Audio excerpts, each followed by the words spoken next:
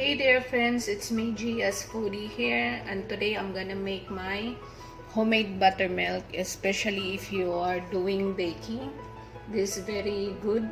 It gives more fluffy and softer to the baking, and I will show you how I will make it. It's just very easy.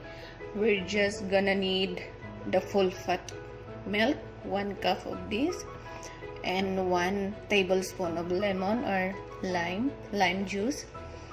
So the first thing we need to do is just measure 1 cup of milk.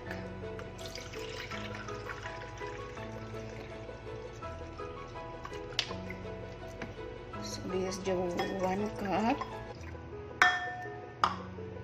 and then our lemon juice. So it's just like this.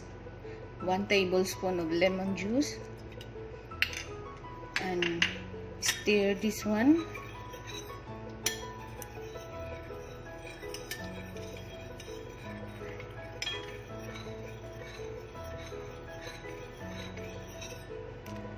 And then we're just gonna leave it for a minimum of 5 minutes, and then we'll come back and show you how it looks like.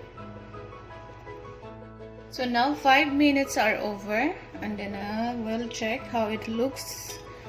So wow, this is it.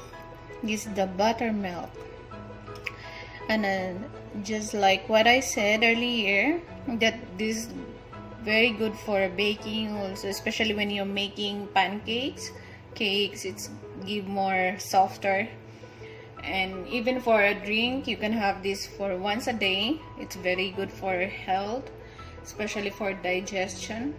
You can have this.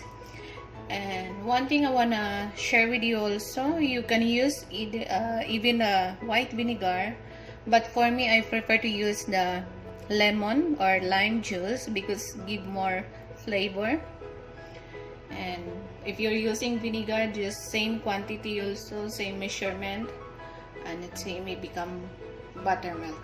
So that's all for today, guys, and I hope you learned something from me.